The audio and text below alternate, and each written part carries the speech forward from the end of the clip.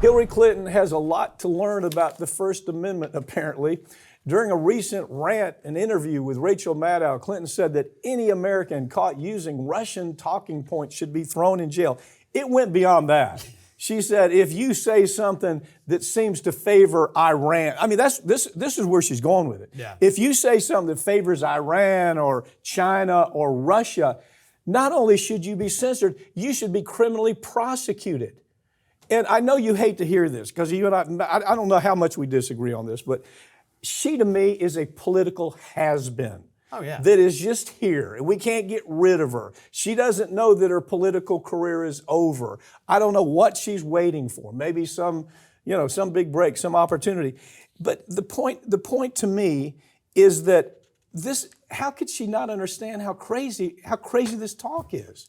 We want to criminally prosecute them.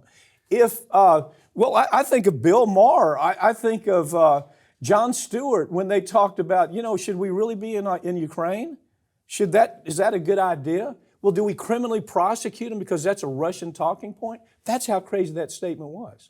It really is. And to be honest, I have no idea why 8 years after her, failed presidential bid, why is anybody talking to her or about her? That's what makes no sense to me. Right. She is not relevant to what is happening today in American politics. No. She had her chance and she did not succeed. So let's move on as a party. Bringing her back out there, especially this close to an election, when we know people overall do not like her, that was a dumb move. That was a dumb move by MSNBC to even put her in the spotlight.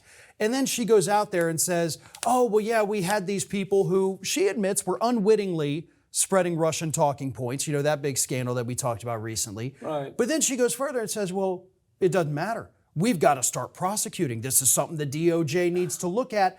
And you can't criminalize the speech. In fact, these people who were spreading the Russian talking points, first of all, they're not even being criminally charged because they did nothing wrong. Criminally, they did nothing. Criminally, right. They did something that she would have objected to. They had some discussion about something Russia was doing that she disagreed with. Right. So we throw her in jail. Yeah. We throw them in jail because they disagree with what she thinks is proper speech. Right. And look, I don't like any of those people. I disagree with I don't everything they either. say.